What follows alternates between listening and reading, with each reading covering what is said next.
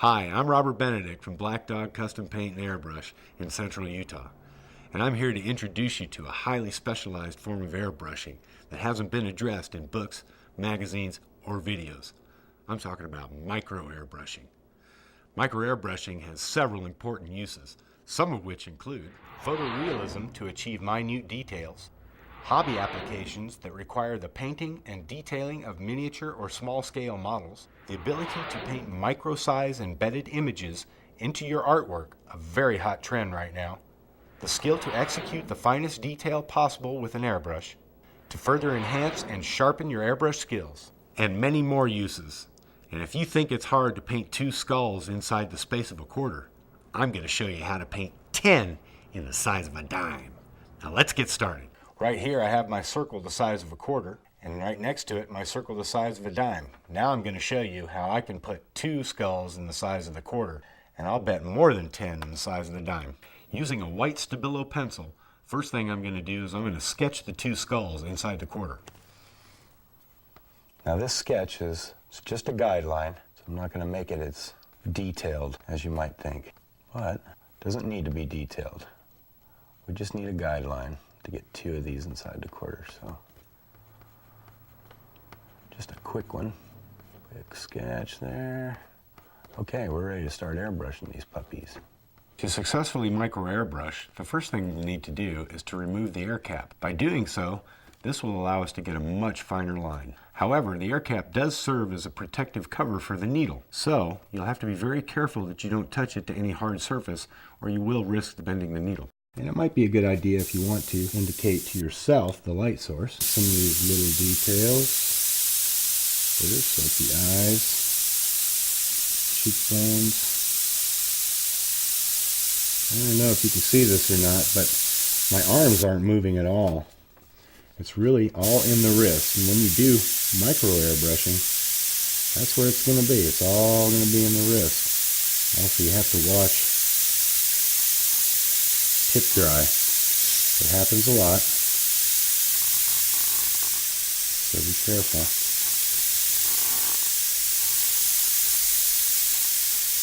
I have people that look at some of these itty bitty skulls and they say, "Oh man, did you do that freehand?" And I say, "Yes, I did, man. You're a liar."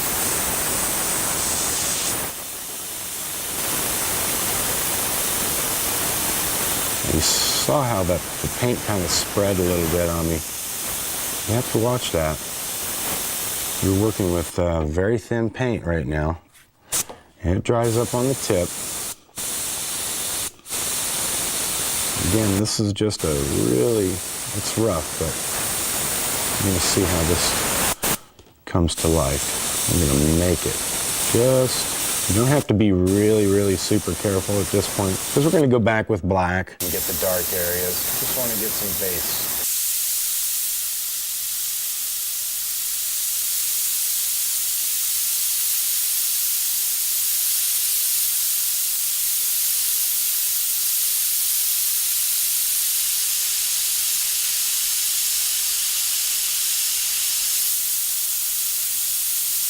Like I said, we're just getting enough paint down there to kind of fill in some areas. And you have to be careful that you don't get it too heavy. It'll spread out on you like it did on me then.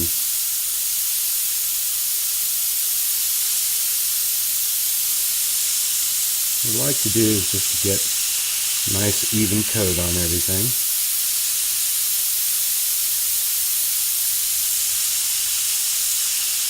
And I use a lot of candies when I micro airbrush also. And I'll explain to you why. The opaques, you're taking a chance, because it does dry real fast on the needle. So once you start seeing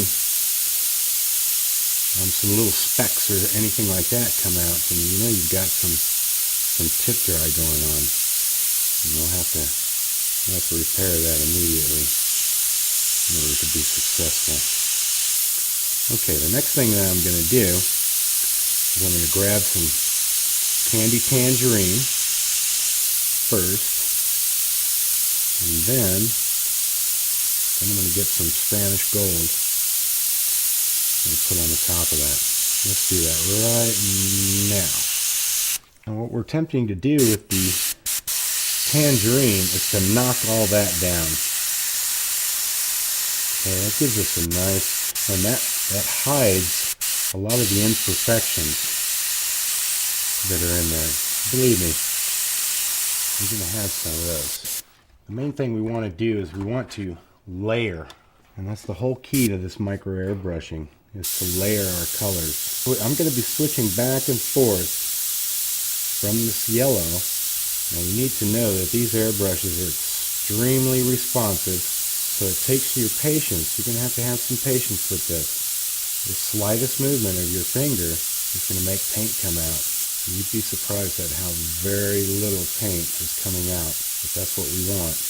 I believe in using a lot of short strokes as opposed to one heavy stroke, because you can always put more on, but it's harder to take off what you've done. So you'll notice that when I'm doing this, I'm going over several times in one area to get it to the opacity that it needs to be, and that's why. I don't want to do it all at once, because the paint that we're using is very, very thin, and it has a tendency to spread. And when I say spread, off to the side, I'll show you real quick. See how that spread out like that? Well, that was very easy for me to do that, and you don't want that to happen on a large area inside your graphic there. So with the Spanish gold, we'll just give everything a nice yellow tint. Okay, now what I'm going to do is put some details in this with black. I'm going to darken up the eyes, reestablish the dark areas, and reestablish the nose.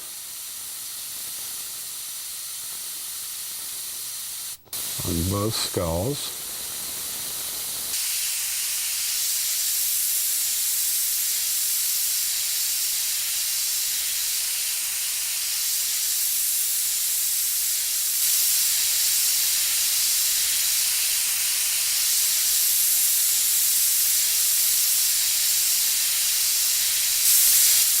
And maybe put a little bit of shadow on one side.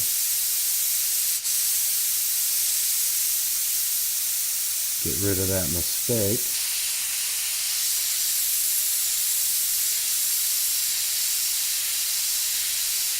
Okay, I'm going to go back to Candy Tangerine now. We're going to go over the entire area again. Like I said, we're layering right now. Now we're going to go back to the yellow, and we're going to reestablish our highlights. Maybe this time with a little more detail.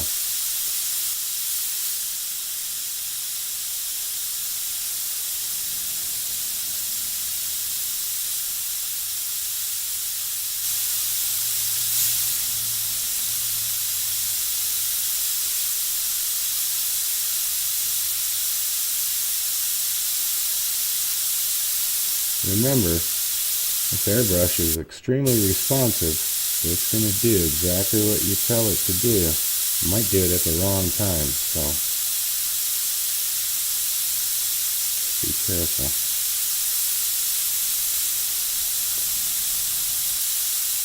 Like I said, periodically it does dry up on the tip, so you'll have to get that off. And what I like to do is flush it by spraying it wide open off of what I'm working on. It gets things flowing.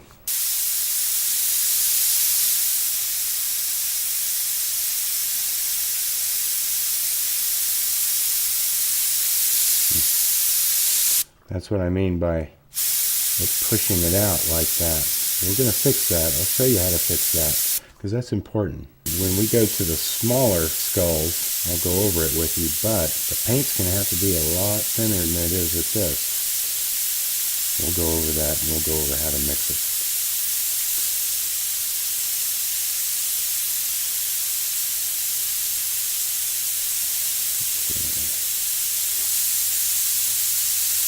Okay, now we're going to come back in with a Candy Tangerine. Just a little bit this time, just enough to change that really light yellow. See how it just barely changed? We're going to come in here and We're going to repair this area with the tangerine. Again, we might have to flush it. Alright. Just reaffirm some of these darker areas.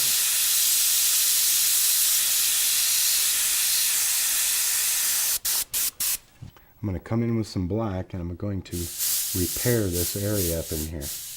Notice that the air pressure went down. You do have the ability with this airbrush to control air pressure right at the gun, right at the trigger. The further you push down, the more air pressure comes out. So that's what I'm doing. I'm controlling the air pressure right now, trying to get these fine lines in here.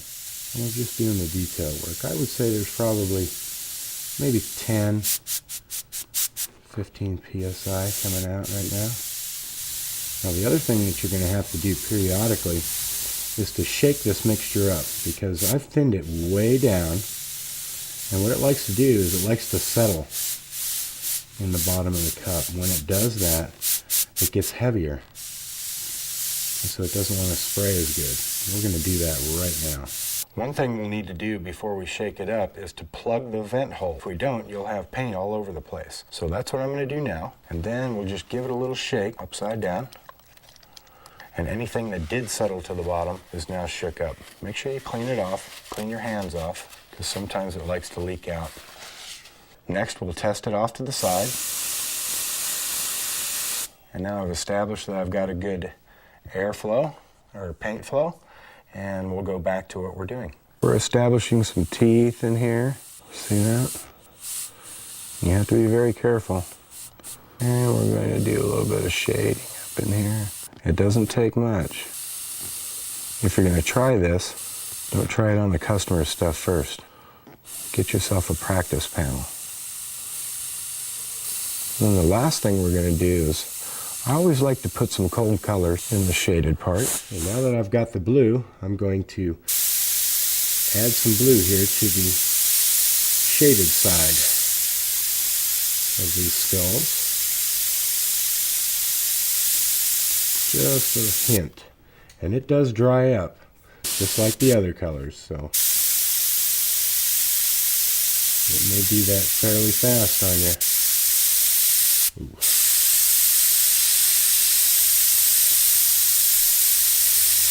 And we're going to fix that. Kind of actually glad that I made that mistake, because we want to show you how to fix stuff. Everybody makes mistakes in this profession. You will too. And we need to show you that. Okay, so I'm just going to go over it with this black, just a little bit, and fix that little mistake. We'll put some shading in there. You'll never even know it was there. Well, you will, but your customer won't.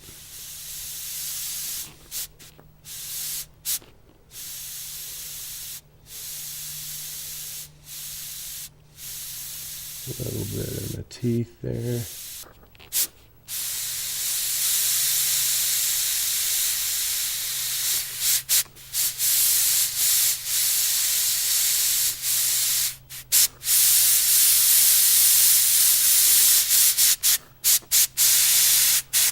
And I think these guys are finished. Now what I'm going to do is I'm going to switch to my gravity feed airbrush. That means it's not suction, it's not pulling it up, it's actually dropping down into it. The paint is in the cup. Okay, the reason I'm doing that is because I want to get some super fine detail.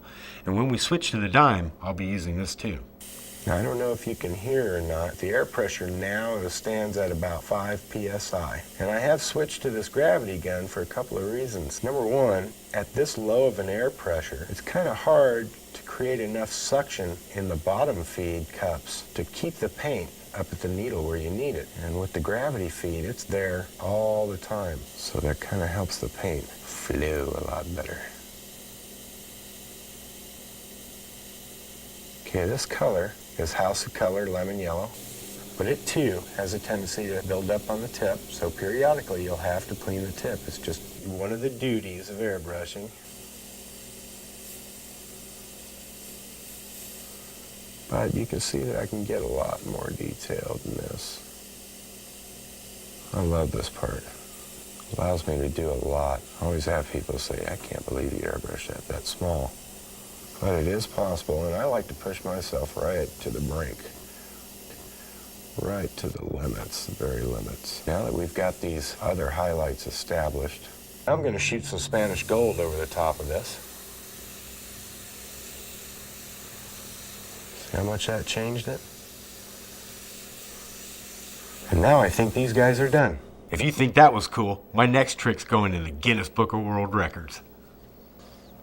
Now I'm not going to sketch these first, because you can't sketch first. You just got to go for it. And I'm telling you right now, we're going to get a heck of a lot of skulls in here.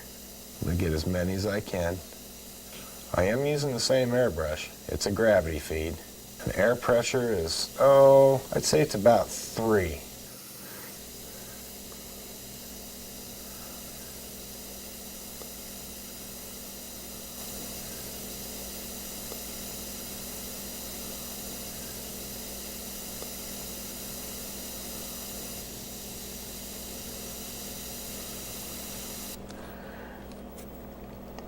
Now with this, you do have to clean the tip off fairly often.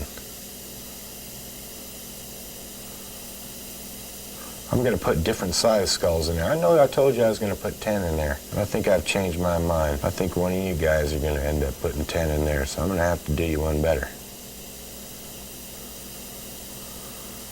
I think we're going to go for, I don't know, let's go for 20.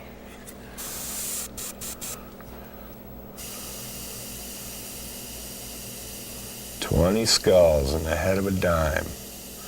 If we get to 20 people, and I got room for more, you can bet I'm putting them in there.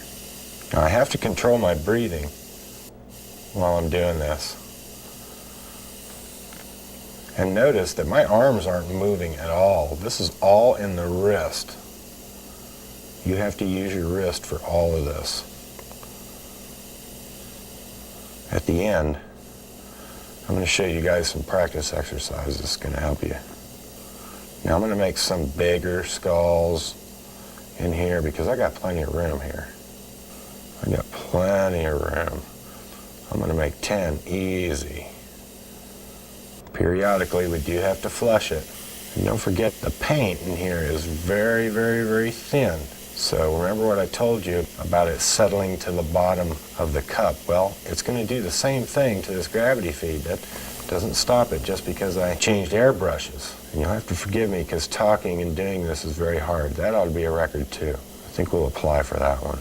Okay, now periodically what I'm going to do is I'm going to stir it up. Right now it's starting to get a little chunky. It's starting to spit stuff out on me. I'm not liking that. And that's really bad for detail. What I'm going to do is I've rolled up a piece of paper, I don't know if you can see that, and we're just going to stir that up a little bit.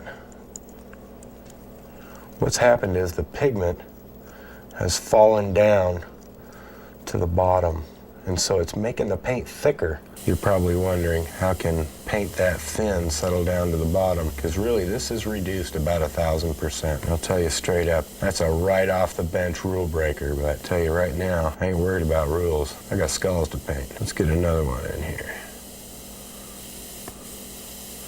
This ain't easy to do, folks.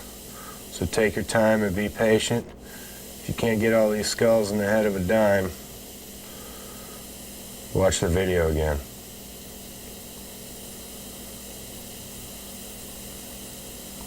Look at those little bitty eyeballs. This is not for the faint at heart.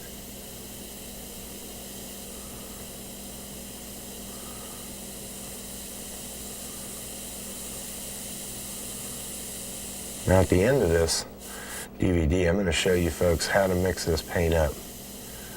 But for the most part, you're going to have to experiment with mixing it up and the consistency and the air pressure and find out what works for you. I'll tell you what works good for me, and then you can go back and take that back to your shop and see if you can do this. And by golly, if you can get 20 heads in a dime, I want you to send me a picture, please. I might even come out and visit your shop.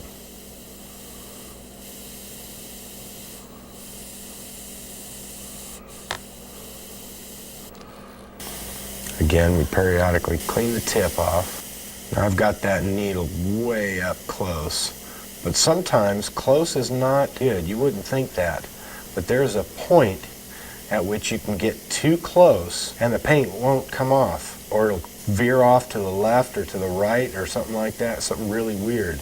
And I think it has something to do with the air bouncing off of your surface and coming back and just blowing your paint everywhere. So you can't get too close, even though you might think that getting closer is going to get you more detail. That's not always true.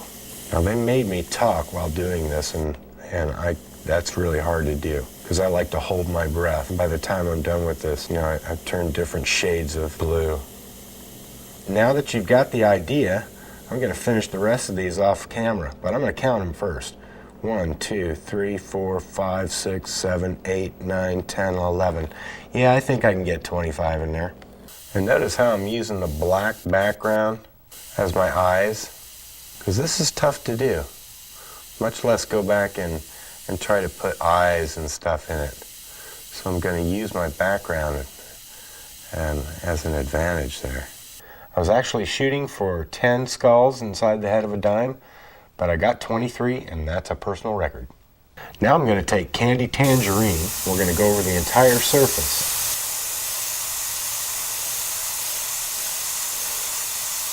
I'm going to actually make this pretty dark.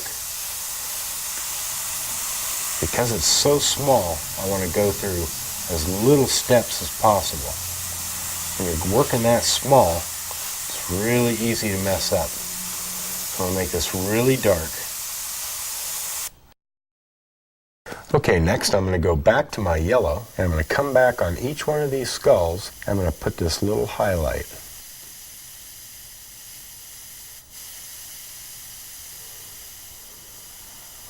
We're going to highlight around the eyes.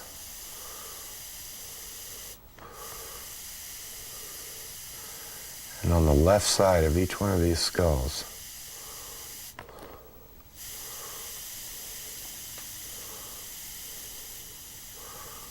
For all intents and purposes, this is our detail.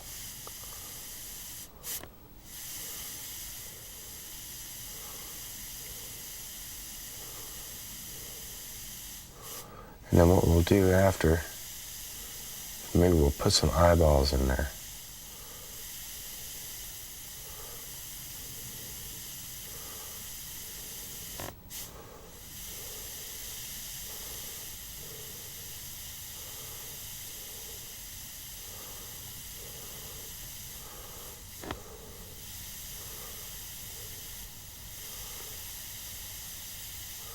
Again, we'll have to clean off the tip of our airbrush periodically so we can get a crisp line. As crisp as we can, anyway.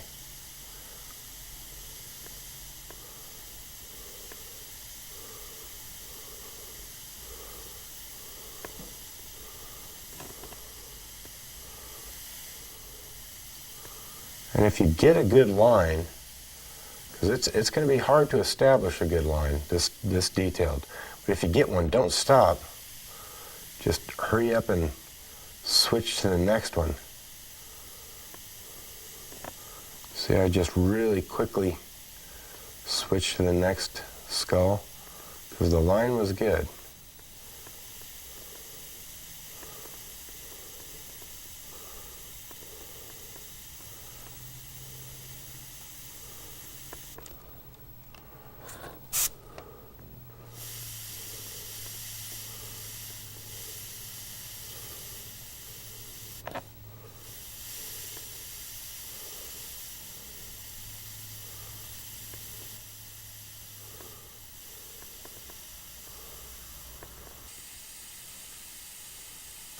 Okay, we're just about finished here with the last highlights on this. Just get a couple more here.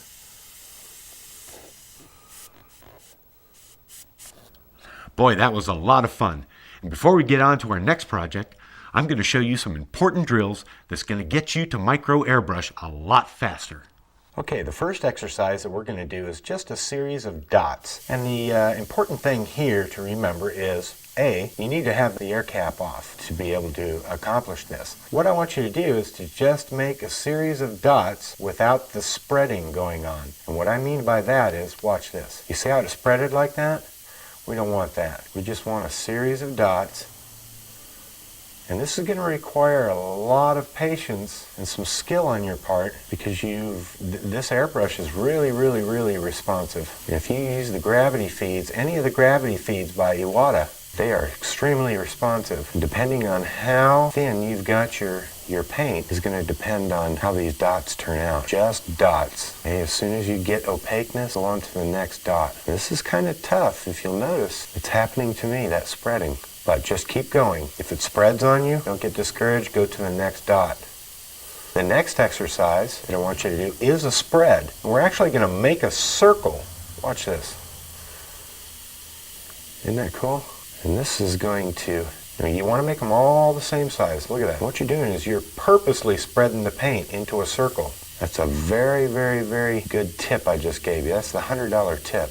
I don't know what you paid for the video, but I want to check from you. Okay. This will help you gain control. We don't want it to spider web. We want a nice circle, and it's kind of tough. Notice I've got a little bit of spider webbing going on. So do about, 5 rows, 5 down of that.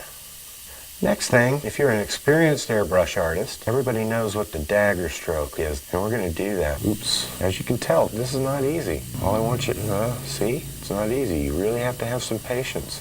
Let's just start off, and you may see how I kind of shook like that. What I'm doing is I'm going over it several times to get the opaqueness. It's very, very thin, but it has to be in order to achieve it. Notice I'm not real good at it, so don't pick on yourself. Every now and then I need to practice too. Don't think that we don't practice. I've been airbrushing for 30 years this summer, and I practice all the time. So try these dagger strokes, and you can try them from right to left, like I'm doing here, and then make yourself a line of left to right, and then up and down. Notice I'm going over the heavy spot, the wide spot, several times. That's what it takes to get opaque. Like I said, you don't want to get it to spread. And try it up and down, and then from top to bottom, from bottom to top. Now what I'm going to do is I'm going to do an itty bitty bitty skull over here to the right, and I'll show you how these strokes are going to work for you. Get 2 eyeballs. We just do that little spread thing.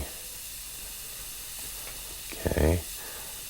And then we get the skull, like that.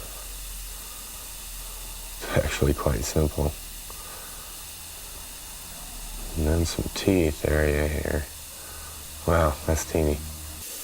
Okay, a lot of people ask me if I tape a magnifying glass to my head or something, but I don't. What I do have is magnifying glasses on. They don't magnify it a lot, but they magnify enough to where I can see what I'm doing. You might want to consider that when you're micro airbrushing if you can't see this, or if you're an old guy like me. Okay, we'll do another skull right here. Also, periodically, you may want to put your thumb over the bowl and give it a good shake, because when the paint is thinned down this thin, it tends to want to settle or separate, whichever you would prefer, a lot quicker. And I wouldn't be wrong in saying that the paint is probably thinned down, 500-600% in order to get these little bitty skulls. So periodically, I'll put my thumb over the bowl, give it a good shake, then a good spray out. These little skulls. I don't even know if the camera can get this close in here, but these are great. Look at that. And you don't have to put a heck of a lot of detail in these to get them to look good. You can see what I've done. As long as you've got some distinguishable features, such as the eyes, you can create some pretty cool little bitty skulls in here. Now, your air pressure is a very important thing, and periodically you may see some paint, like a little paint speck, come off the end of the needle and go somewhere you don't want it to go. If that happens, one of 2 things is happening. That's an indication of A, your paint is settling in the bottom, or it's just warm air coming out of your compressor and drying this paint before it hits your surface, your substrate. And so it dries up on the tip of the needle, and once it feels like doing it, at the most inopportune time, always, it's going to fly off onto your project. This is just great. I love doing this because it really, really, really, it tests your limits. It really does. And you can notice how I'm incorporating everything that I'm showing you from the exercises into these skulls. I'm doing a little stroke. It's a curved one. You know, it's kind of like this. Oops. You can see how easy it is to, but you see that? I just curved it to make the head of the skull. Just do a little spreading like that to make his eyes. If you want to, you can try to get a nose in there. But this, ooh. And sometimes you can use your mistakes to your advantage, you know. That one I think is unsavable. We'll paint it black and redo it at a later time. Anyway, those exercises are really, really, really going to help you. And basically, they're the same exercises that I would recommend if you were doing larger stuff. But notice that the only thing that's moving is my hand. Actually, my knuckle is rested on the substrate, and I'm just moving my knuckle around like that. None of my arms or anything else is moving because it's so tiny. It's not necessary. So you have to be prepared to do these exercises really, really small with very little movement on your part.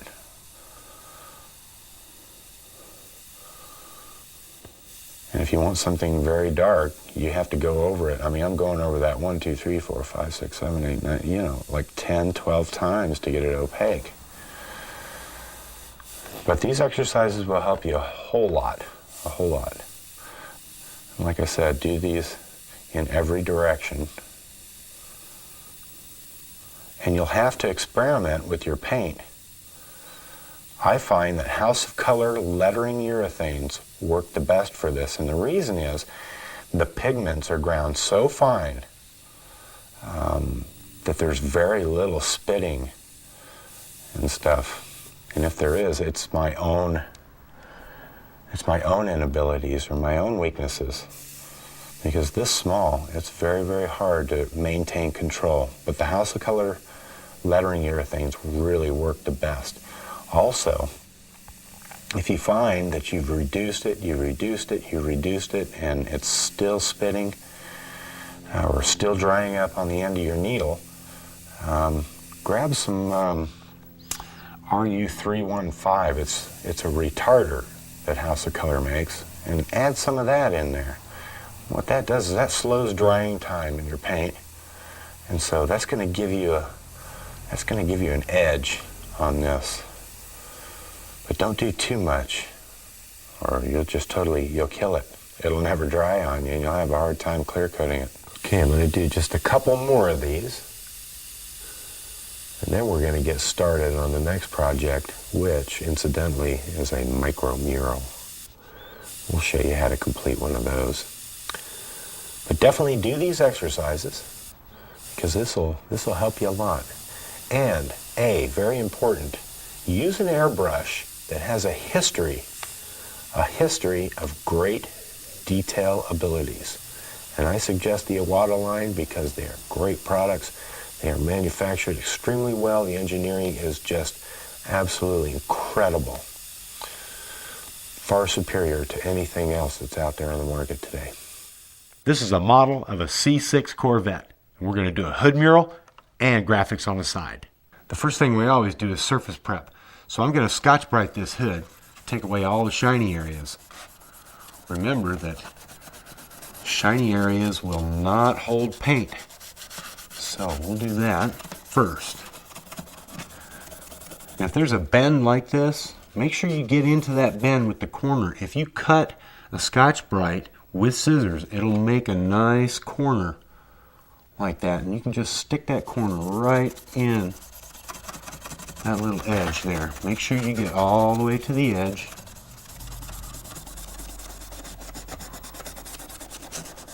And around this edge and these edges too, because when we clear coat, we want to clear coat a little bit on this edge too. So if you can just get a little bit on that edge, scuff it up all the way around the whole outside, you'll be doing good. Remember, no shiny areas. Shiny bad, dull good. Okay.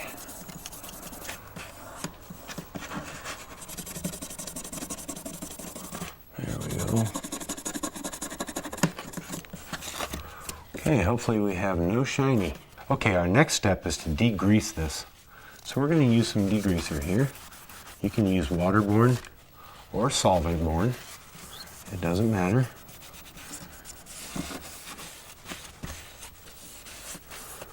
Okay, get it really good, scrub it.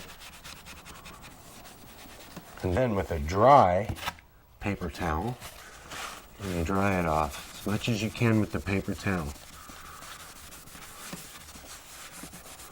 Then you can, if it remains wet, you can use your airbrush to blow it dry like this. Look at that, boom, just like that. Okay, I think we're ready to start our micro mural. The first thing that I'm going to do is I'm going to sketch the mural out with a Stabilo pencil. Now the reason I'm using a Stabilo is because we can draw on any car surface, any painted surface, and if there's leftover sketch marks, it'll come off with water. Now, if you try to take it off with a solvent-borne cleaner or something like that, it won't do anything to it. It's really kind of weird, but I like it like that. So, either you have a picture that you're going to go by. I'm just going to go right off of the cuff. I'm just going to paint let's do a dragon. How about that? We'll do a nice little dragon here. But if you have a picture, that's good. Do a dragon busting out of, busting out of the earth. How about that? That'll look pretty cool. Now I can just do this right off the top of my head just because I've done about 900 of these, so. Mouth open. This is going to look really cool. And we'll give him some of these little scale things or whatever you call them. And we'll do fire. We'll do some micro fire. That's kind of cool. The real fire. These are little chunks of the whatever the product is on these Stabilo pencils. You can just take your finger and wipe them right off, and it won't affect the mural or what you've already got on there. Now you don't want to go too heavy with the Stabilo because remember you're going to clear coat over this. Sometimes you can use water, to wash off the excess after you're done with your mural. But I'm going to do some kind of weird background too. You can do the background first, then draw your foreground. But in this case, I'm not going to do that because I'm not going to have much of a background. I'll just put some streaks or something like that. Okay, I'm ready to get airbrushing. I'm going to do the background first, and I've switched from a gravity feed to a suction feed. And I've cranked the pressure up to about 20 psi. There's no real hard detailing here, or small detail I should say, so I'm not going to worry about it too much.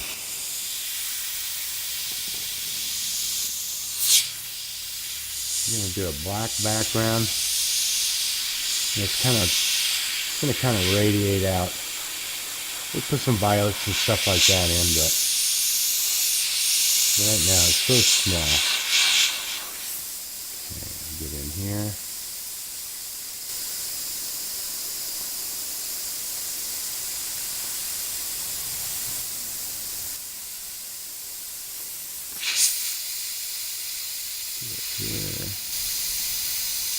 I'm just shooting off the cuff. I mean, if you feel like you want to put some transfer paper on here and cut it out, that's fine, but I'll tell you what, you're going to make a lot of work for yourself. Plus, doing it this way, just freehand, will improve your freehand skills.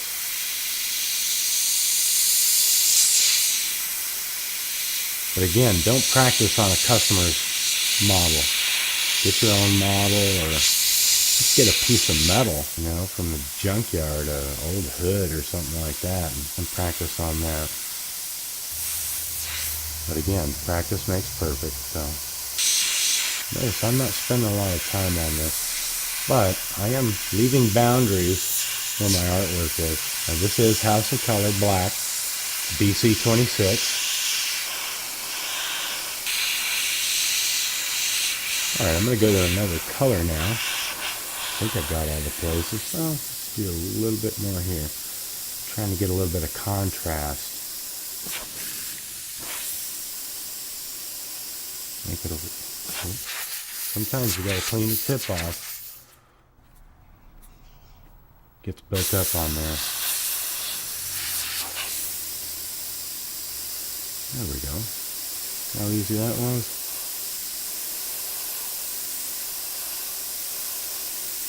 And get good balance. Balance the black spaces in there opposed to mural spaces. That's important.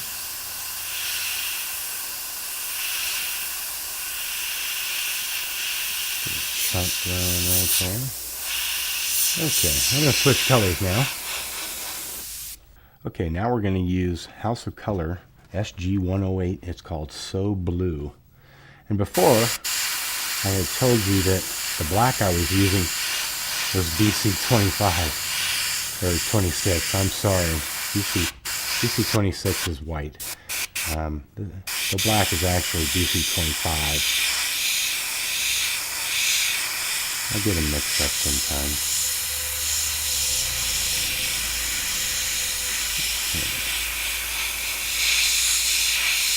Well, the reason, I'm not masking this off or anything like that. I'm not really worried about overspray in here because it's all going to be painted. All I really need, if you notice, I don't know if you can get close enough, but the white line is still there. So I've still got a guideline. And that's all I need. You may need more than that. And if you feel like it, you can, after you do the background, you can resketch it on there with the stabilo. I just choose not to. No biggie.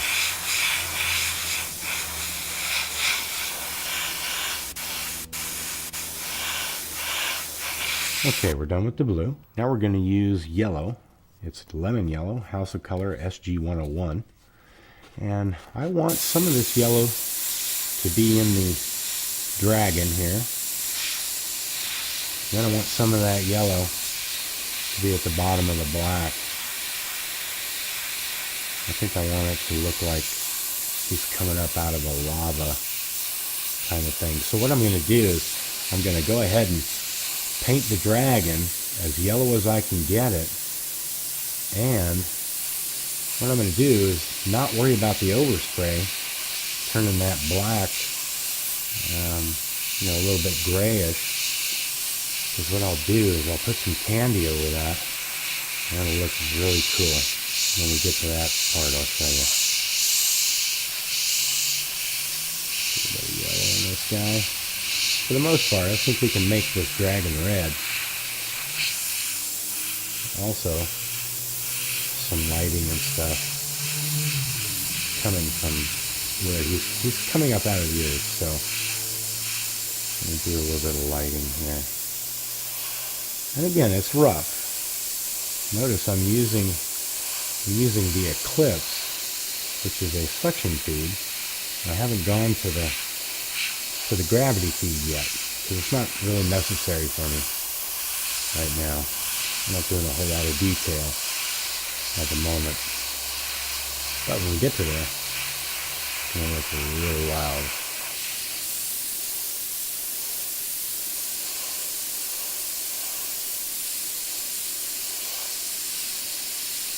Painting small stuff, it's a real challenge.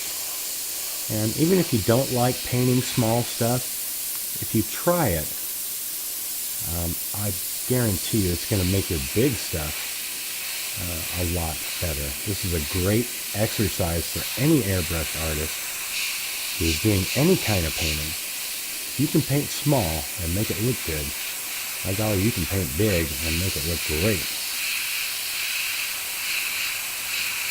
So it's a good exercise for anybody, from the beginner, from the hobbyist, right up to the professional that does this all day, every day.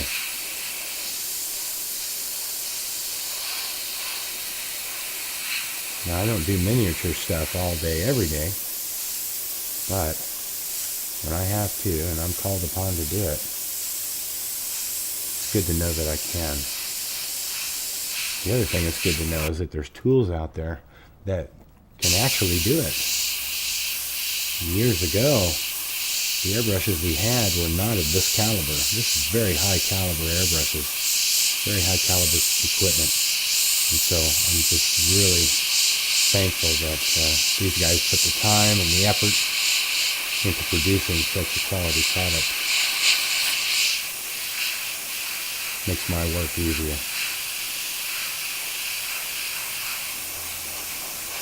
Okay, I'm kind of happy with that, but I didn't get enough overspray on the black. So I'm just going to put a little bit of my own in there. There we go. That'll make things easier. Also, he's going to have fire coming out of his mouth. So, let's just get that while we got the yellow in hand.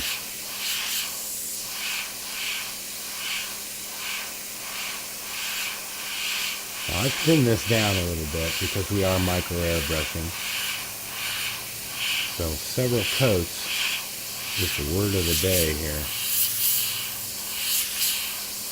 Try to do it in one coat, it's going to spread out on you. It's not going to look very good. Now when you're micro airbrushing, it's usually good to start out with 1:1 ratio, mixing ratio, 1 part paint, 1 part thinner. And then I put another 1/4 part of retarder in. And start there and see if that works. Also, as far as air pressure is concerned, start at about 10 psi and see if that works for you. And then, you know, crank it down from there. You'll know if it's doing what you want it to do at 10 psi. Like I said, I'm usually, when I'm micro airbrushing, right now it's at about 20 to 25. Because I'm not really micro airbrushing. I'm just filling in some wide areas. I'm not doing anything that's super detailed. Now some of you might say, oh yeah, right. But it's not super detailed. So start off 1:1, 1 part paint, 1 part reducer, 1 part retarder. Actually, don't do one part retarder. Do about 75% to start. Okay.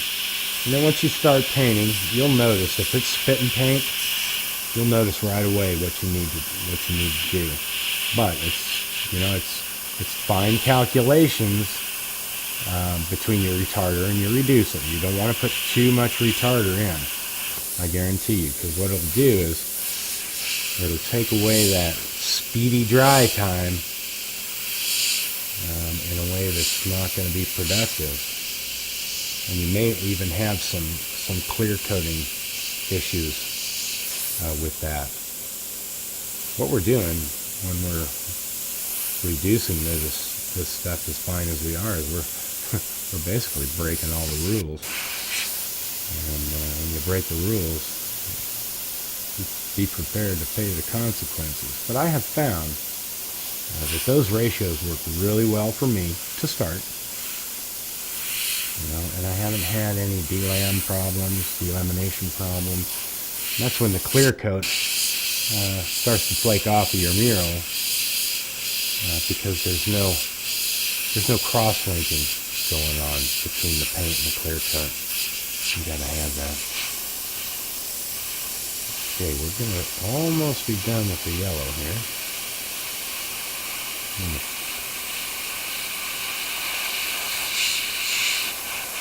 Okay, I'm done with the yellow. Okay, the next color I'm going to use is Candy Tangerine. Its color code is KK08. And we're just going to blend this up a little bit from the bottom and a little bit here on the top. Just going to orange things up a little bit. Blend it out. A little bit up here. Now again, this is the basics. There's no details in here, so I can be as rough as I want to be.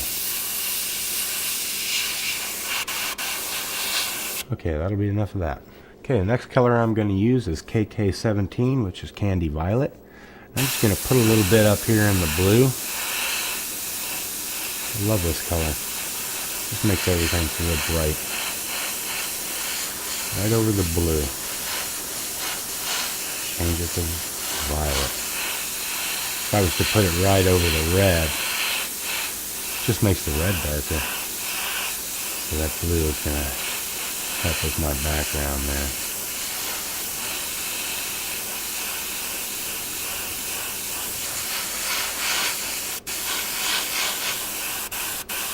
Okay, it doesn't take much of this, so we're done. Okay, the next thing I want to do is reaffirm some of the sketching that I did earlier. One thing I want to do is his arm here. That way I don't have to guess where everything is going. Get some claws going in there. You don't want to do a whole lot of guessing on this stuff, so very lightly, very lightly. Reaffirm his eye here, because we're going to get into microbrushing here next. We want to have everything in place. We'll reaffirm some of his facial features here. You know, that's kind of earth coming up here. Good stuff. A lot. Okay, I'm done sketching. We're going to come in here, we're going to put some details, micro airbrush details. And this dragon.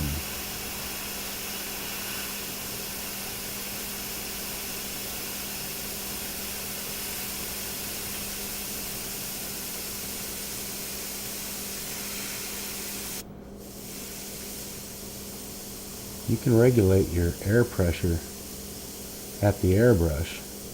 It's a different skill, you know, but probably you can get 2 psi out of this.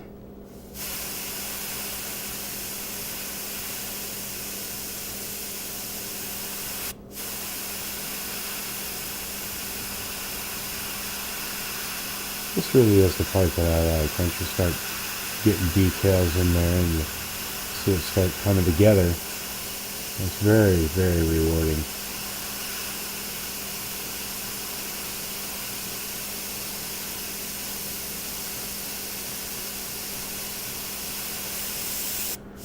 Okay, the details we're putting in here are just, you know, stuff with his mouth, get around his eyeball, stuff like that. The dark areas, some of the shading and stuff like that can be done at this point.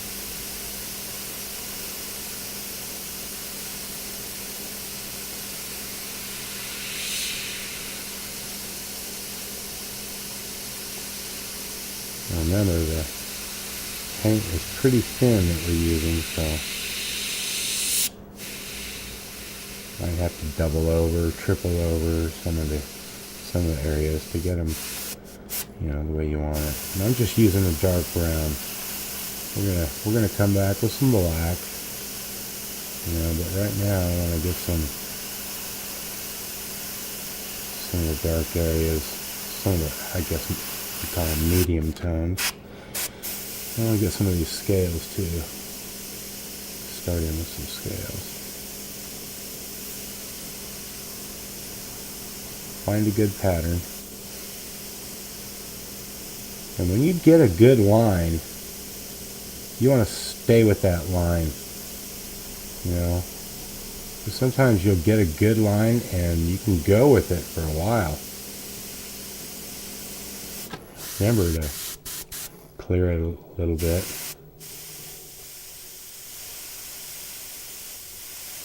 Occasionally. There we go. See, we're getting a good line there. And you're going to have to stay with that good line.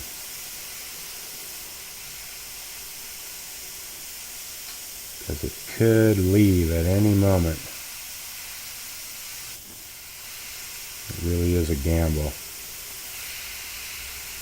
But once you get a rhythm going, like with these scales, if I get a rhythm going, I'm going for it. Gotta stay on it, baby. Okay, so we got build up. That took care of my rhythm right there. But reestablish it and go on.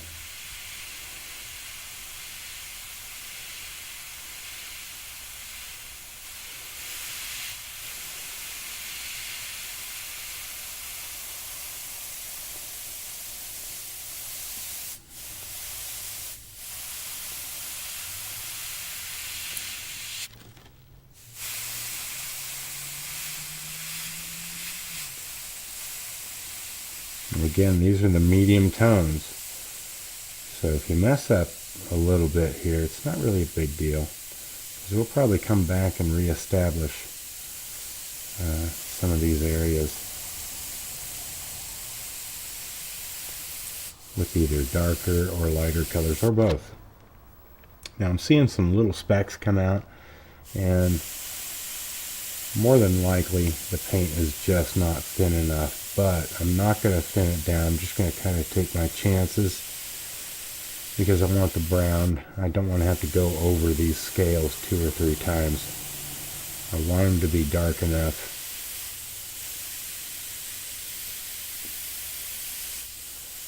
And it's working out pretty good. If I got to clean every 12 scales or so, then so be it. Which, that's exactly what's happening. But that's okay. I want to be able to do this in one stroke per scale. Just for time's sake. Now see, I'm not really worried about that little mess up there, that little blowout. Because I'm going to come back with some lighter colors in there. And I can cover that up pretty easily.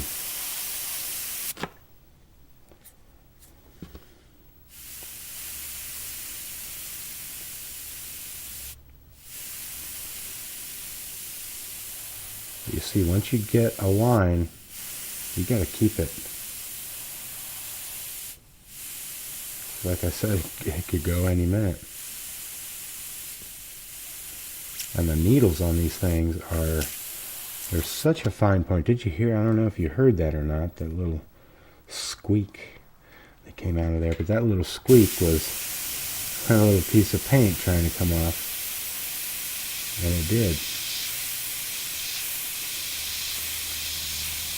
I'm not going to get too detailed up in there with this. Not with this color anyway. Let's put it that way.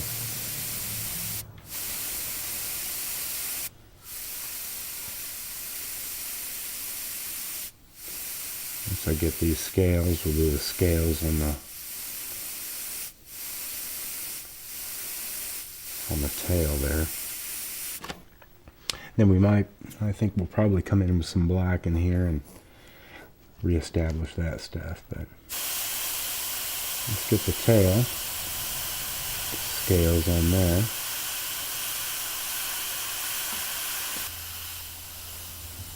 Outline of these scales. And really, this dark brown is not, you see that little spit where it did it like that? As soon as that happens, you know it's gonna, you gotta wipe that tip off. But if you can get to it before it comes off, that's even better. Okay, I'm not gonna worry about the detail up in there. We can get that with a lighter color. But I wanna do a little bit more up in here.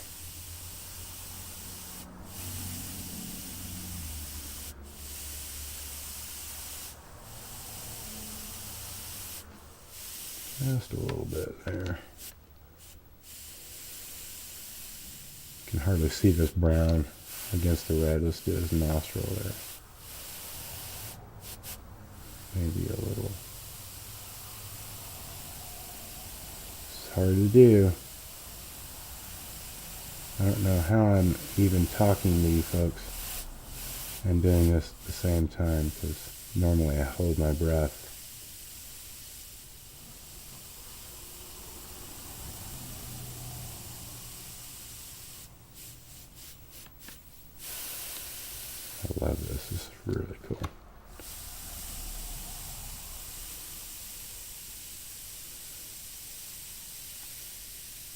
Okay, I want to put a lighter color in here, so we're going to stop. Okay, I'm going to come in now with some lemon yellow, and we're going to put some details in these little scales here. So do a little test off to the side, make sure we're good to go. So I'm going to highlight the bottoms of each one of these. Now I can tell already that my paint is way too heavy. Too much pigment in there. Okay, I added just a little bit of reducer to that mixture, and now we should be good to go. Oh yeah. Now we're looking good. What I'm going to do on each one of these scales is give it a little highlight.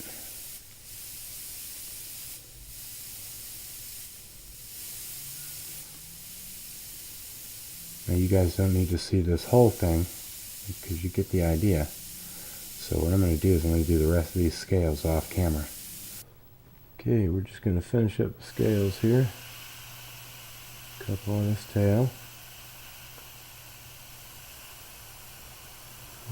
White highlights there. I'm actually using yellow. See those little bitty dots?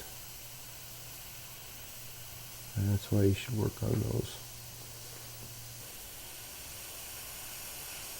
Okay, and that's a wrap on those. Clean this up just a little.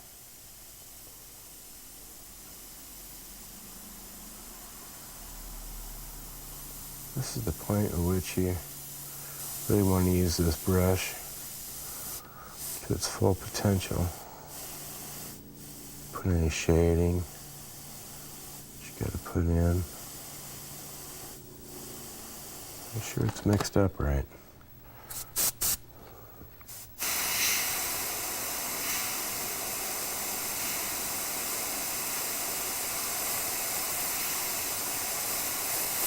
I'm using a lot more air pressure right now because I want it to atomize really good. I'm not so much interested right now in making some real fine details, so I am doing some shading. So I want it to atomize.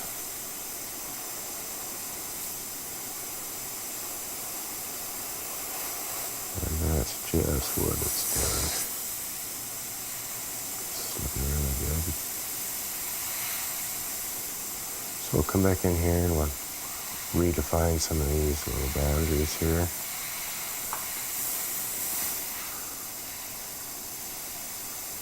Redefine that horn.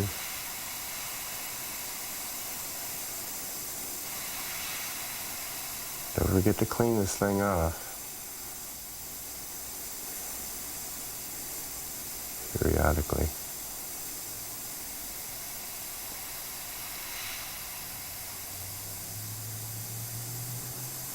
It's not looking too bad. Just some shading up in the tail, the top. A bit more air pressure. Top of his arm there, just a shade. Top of his neck.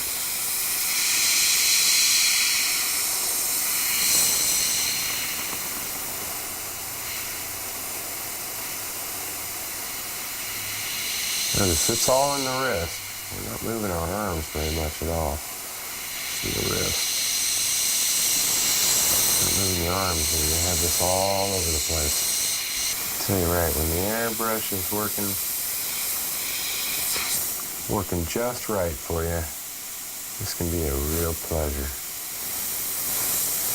But when it's not, it can really tear you up. It's not doing too bad right now.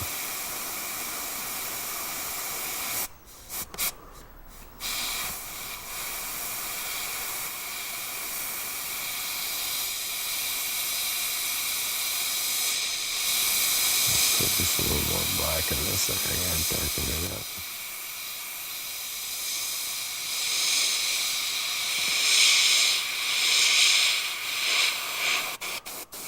Okay, so you guys can pretty much see where I'm going with that.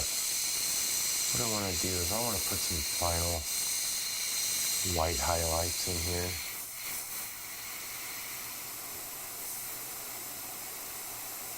Off camera, I'll do the rest of this and we can show you how it comes out. But we are pretty darn close. With the exception of a few white highlights. I think we're closing in on it. What I want to do for you before I leave is I want to get the fire in here coming out of his mouth. I want you folks to see that. Micro fire. How about that term?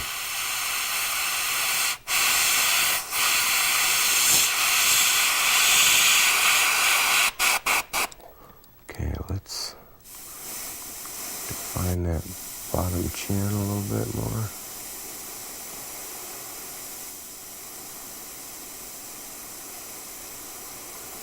Just a little bit here.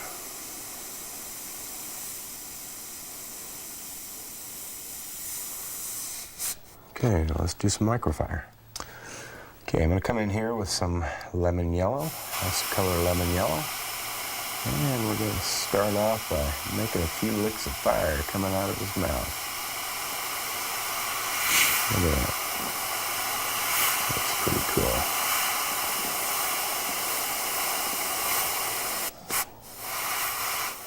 Really bright.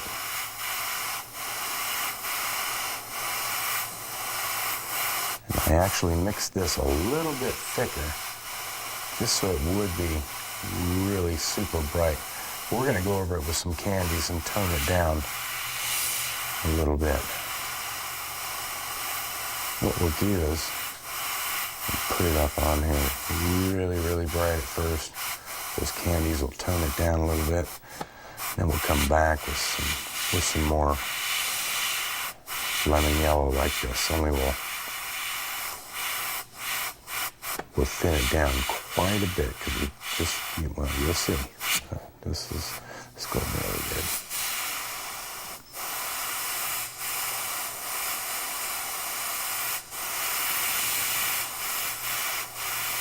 Now, as far as fire goes, choose your own way to do fire. Make up a new way. There's a lot of guys doing fire out there these days. No real right way. Don't have to do it my way.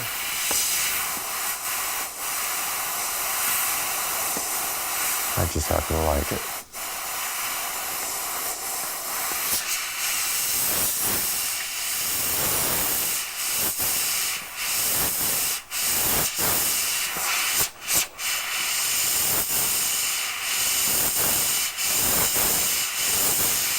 You can hear that I've kind of cranked up the pressure for this. You see those little specks right there?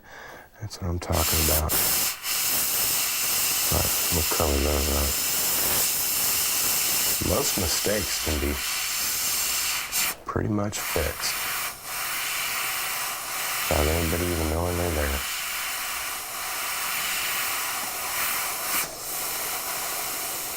You just gotta figure out how to do it.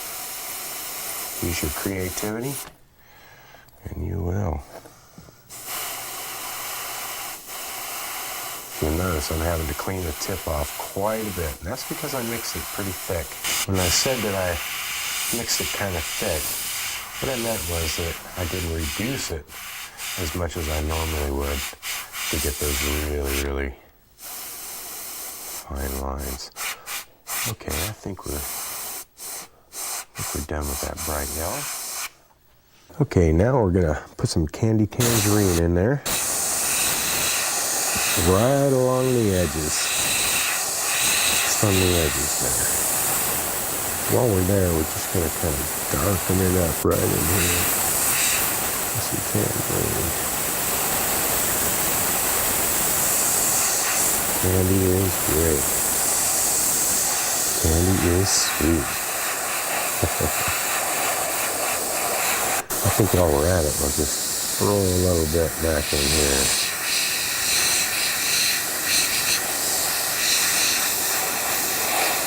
shake this guy up a little bit.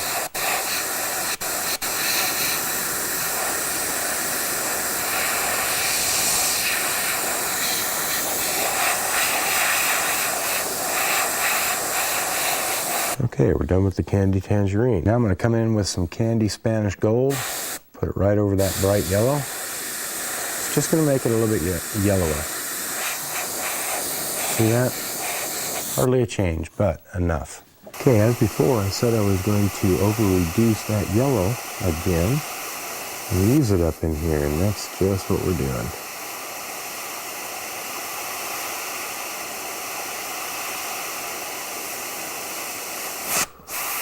Just in a few places. Here and there, we'll make a little hot spots. Definitely up front. Just a couple little hot spots here and there.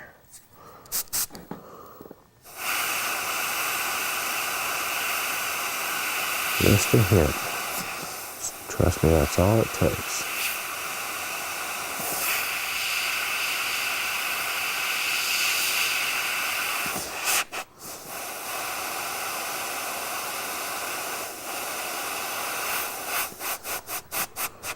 I think I'll get a little hint of yellow up in here, a little highlight.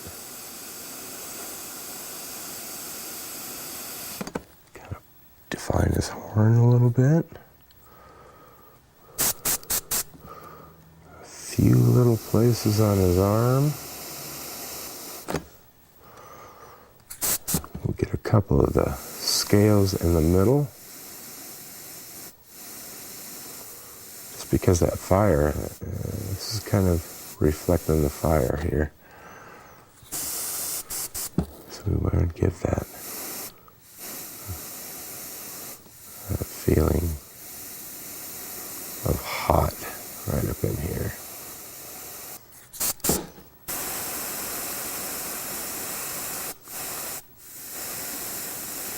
See how easy it is for that to spread? But it doesn't look bad, so you know what? I'm not going to worry about it. It's very, very small.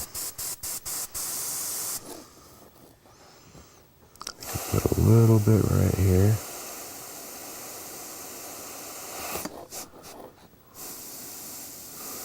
You have to be very, very careful because the airbrush is just, sometimes it's over-responsive.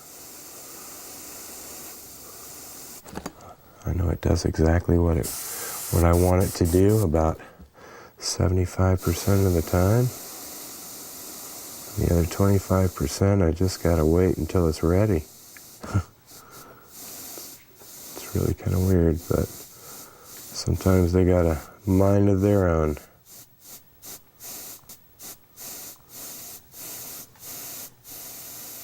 Put a few little highlights up in his neck. It's actually looking pretty darn good right now for a micro mural.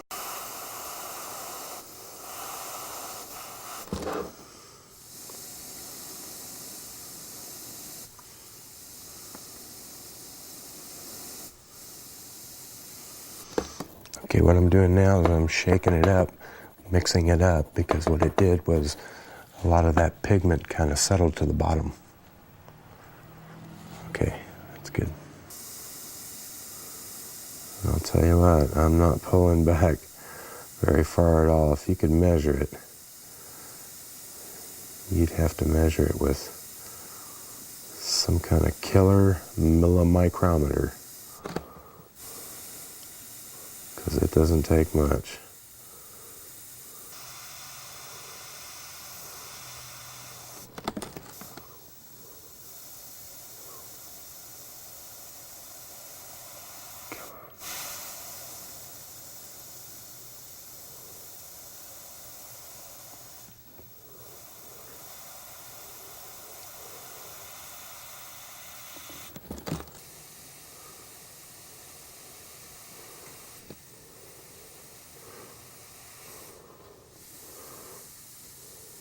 I'm going to come back in with my brown right now.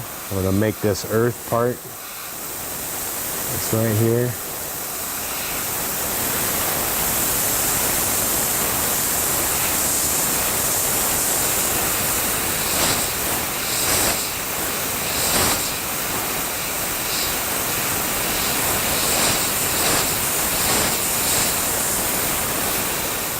piece right here. These are just kind of chunks of earth. It'll roll up. Actually, let's put one right there, kind of flying up. And we'll outline these in a dark color, maybe black. There's a chunk right back here that you can hardly see. A little bit of tip dry there. We'll take care of that. Notice how it just stopped working on me. Paint just stopped coming out. And once I got that little chunk off there, it's just magic.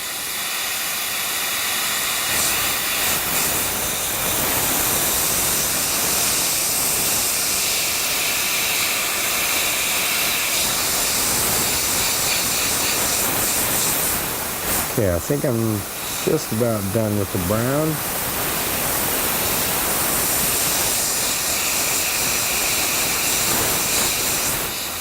I think there's a chunk behind there here, behind his arm. And just blend that out. And let's get another little chunk right there.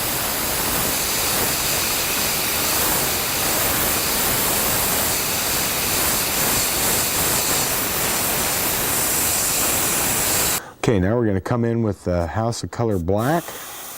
Do a little outline on this stuff.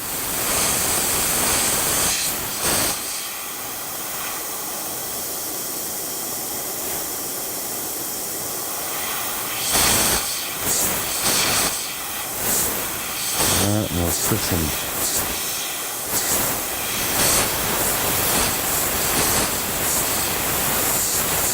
cracks in the earth there.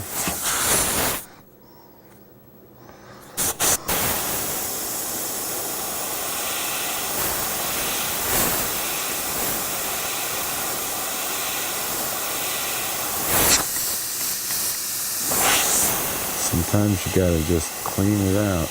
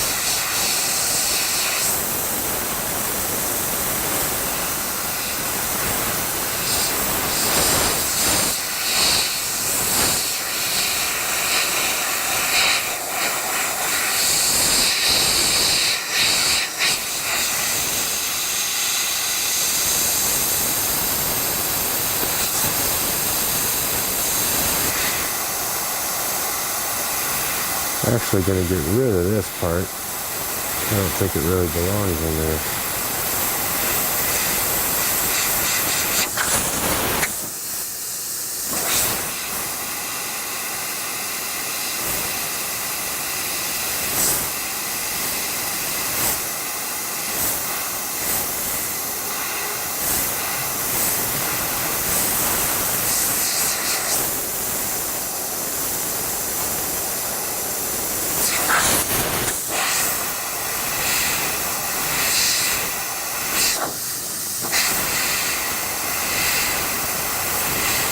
Reinforce this black area here, and up here a little bit.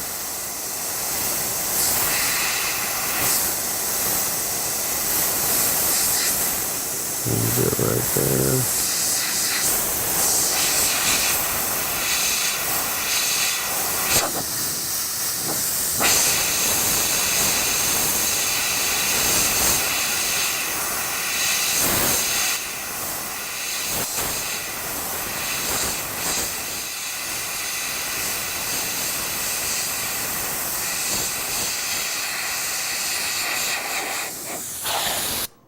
Now that I've finished this micro mural, and by the way, I really like the way it turned out, what I'm going to do now is paint some really nice flames on the side of this car. Now off camera, I've prepped the surface, I've laid down some transfer tape, drew out the flames, and now we're going to cut them out with a razor knife.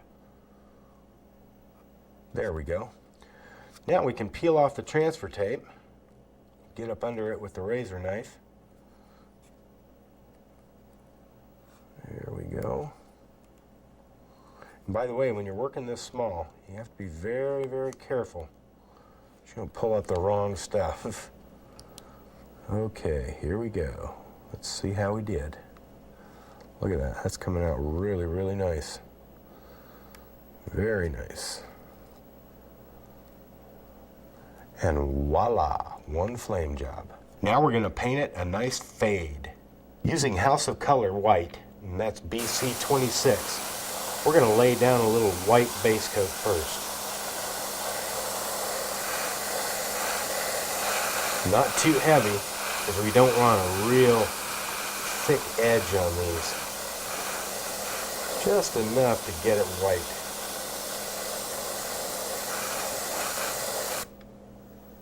Now we're coming in with SG 101. That's a lemon yellow.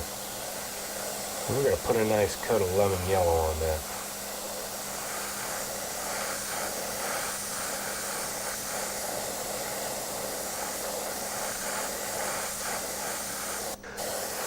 Okay, you got to make sure that this is dry between coats. If it's not, it'll build up on the edge really badly.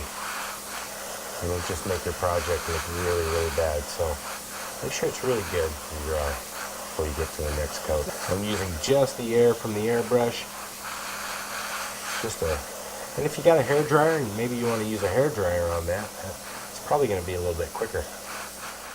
Okay, using white, what I'm going to do is I'm going to paint the tips of each flame white. Now here's where your micro airbrushing techniques are going to come in real handy. Because we're just doing the tips, and we want to use that stroke, that small stroke. Just get the tips. Now this is a little bit difficult because I'm having to do this with one hand. But you'll get it.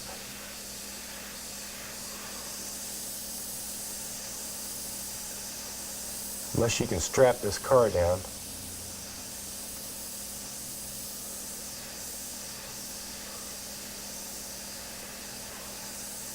You got to make sure that you don't get it off into the other flames, and that's going to be really, really tricky, especially one-handed.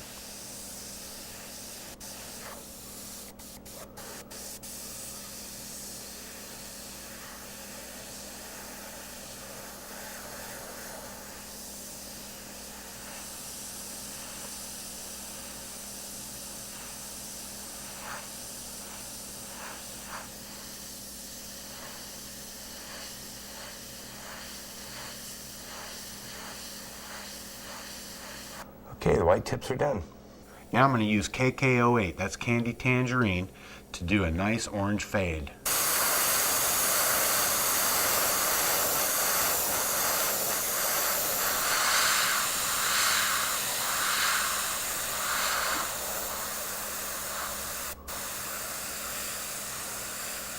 Very nice.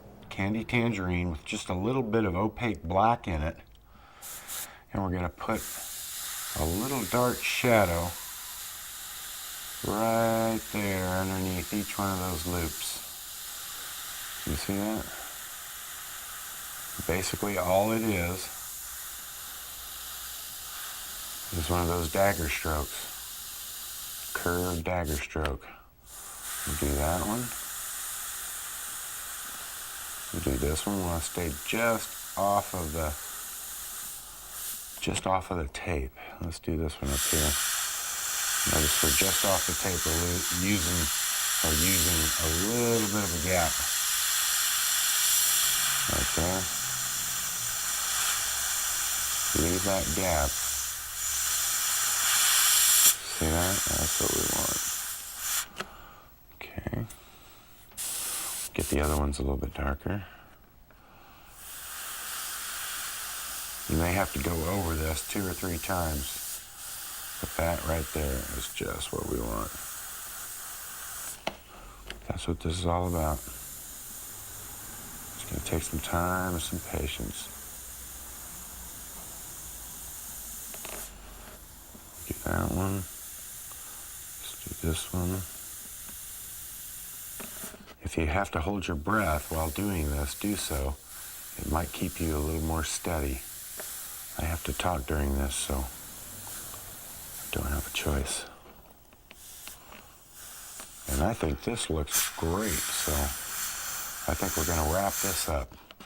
Next thing we're going to do is we're going to peel this off and see what we got. I like to peel the outside first, as much as I can. Oh, this is going to come out real nice. I'm real happy with this. Nice and clean. Nice and clean. That's the way we like it.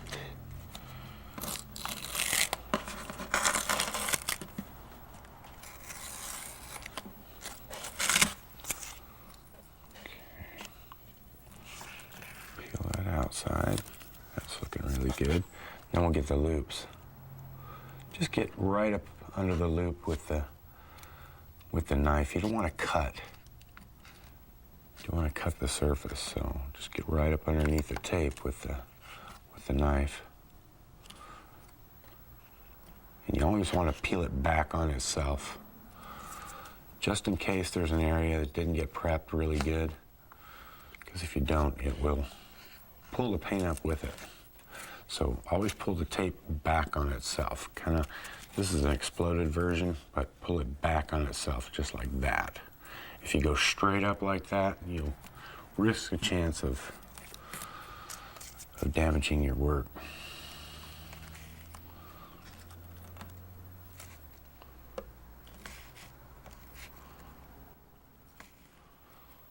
Wow, look at that micrographic. That looks just great. Microairobrushing requires a lot of patience, practice, and determination.